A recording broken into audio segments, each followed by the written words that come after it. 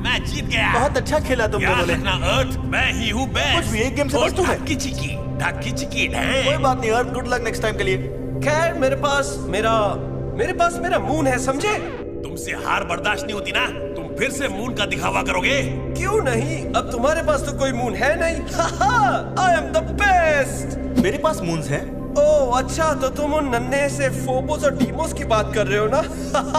अगर वो मून्स है तो फिर तो प्लूटो भी प्लेनेट हुआ। ये क्या अर्थ, इतना मत चिढ़ाओ यार। अर्थ, हिम्मत है तो हमारे मुंह पर आके बोलो ना।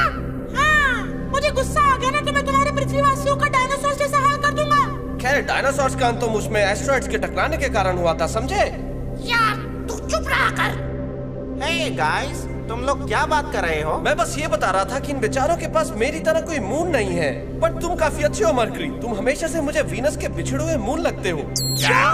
मर्करी और मेरा मून? ऐसा तो हो ही नहीं सकता। इससे बेहतर तो मैं जाकर सन से ही टकरा जाऊं। ठीक है अर्थ, मैं समझ सकता हूँ कि तुम्हें अपने मून पर गर्व है, जो कि अच्छी बात है, पर ऐसे दूसरों का मजाक उड़ाना अच्छी बात नहीं है। हमारे जुपिटर के पास 90 से ज्यादा मून्स हैं, लेकिन वो कभी मजाक उड़ाते? ये संख्या बढ़ती जा रही है। मैं गैस से बने प्लैनेट्स की बात नहीं कर रहा था। पर क्यों? क्योंकि मैं ऐसा कह रहा हूँ, ये गैस से बने हुए प्लैनेट्स काफी अजीब होते हैं। और अगर अब तुम सबका हो गया तो मैं जा रहा हूँ, मेरे पास और भी काफी काम है।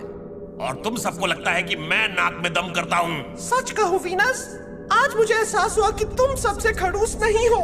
मस्का लगाना बंद कर, समझा? अब मैंने ऐसा क्या किया? देखो, मैं समझ सकता हूँ कि उसे हार बर्दाश्त नहीं हुई होगी, पर उसने तो दिल पे ही ले लिया। उसे समझाना होगा कि हार जीत तो खेल का हिस्सा है। मेरे पास एक आइडिया है। अरे वीनस, क्या तुम अभी तक अपनी जीत का जश्न नहीं मना रहे हो? अरे नहीं अर्थ, मैं तुमसे कहाँ जीत सकता हूँ, तुम पर तो जीवन है।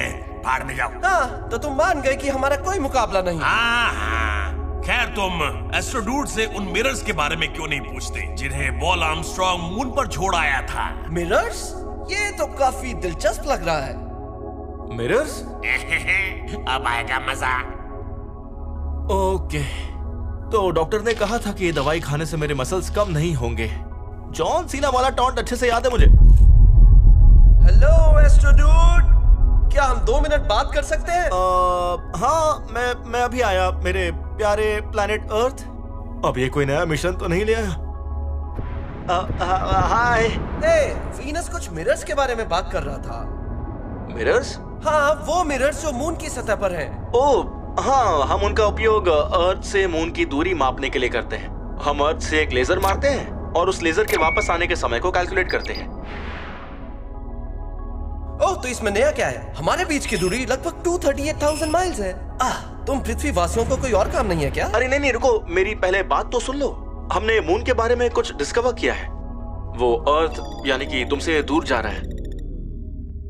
क्या? मून मुझसे दूर जा रहा है? क्या? पर क्यों? नहीं, ये नहीं हो सकता। एस्ट्रोडूड झूठ बोल रहा है। वीनस, तुमने तो कमाल कर दिया। Thanks Mars. हाँ, अब मजा आएगा। वो अपने काम से काम रखना।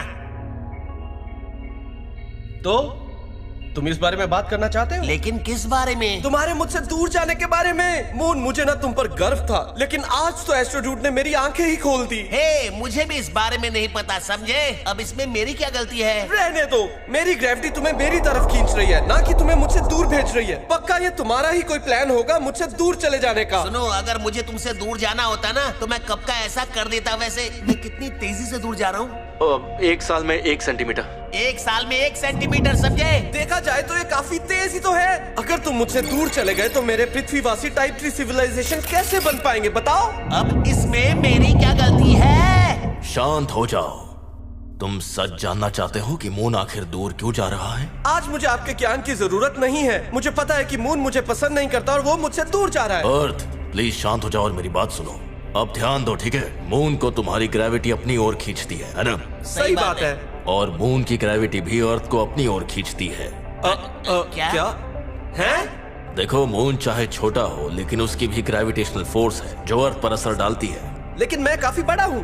हर चीज दूसरी चीज को खींचती है। मैं तुम्हें खींचता हूँ, तुम मुझे खींचते हो, यहाँ तक कि एस्ट्रोडूड भी हमें अपनी ओर खींचता है। लेकिन बड़ी चीजें ये दूसरों के मुकाबले बेहतर कर पाती है। अच्छा, ओके। तो मून तुम्हें अपनी तरफ खींचता है, लेकिन अर्थ की एक साइड हमेशा मून के पास होती है ना? बिल्कुल। अरे जुपिटर जी, तो इसमें समस्या क्या है? समस्या यह है बरखुरदार की ये साइड हमेशा बदलती रहती है। ओह, क्या ये इसलिए कि मैं घूमता रहता हूँ? हाँ, और सच कहूँ तो काफी तेज घूमते हो, और इस वजह से मून तुम्हारी जिस साइड को अपनी तरफ खींच रहा होता है वो साइड हमेशा बदलती है। तो इससे क्या फर्क पड़ता है? हम सब गोल ही तो है ना। और ऐसा नहीं है, हम सब गोलाकार नहीं है, बल्कि हम सब हमें खींचने वाली ग्रेविटेशनल फोर्स के अकॉर्डिंग ही स्ट्रेच होते रहते हैं। और तुम तो रोटेट भी करते रहते हो, इसलिए तुम ऐसे दिखने की बजाय ऐसे दिखते हो।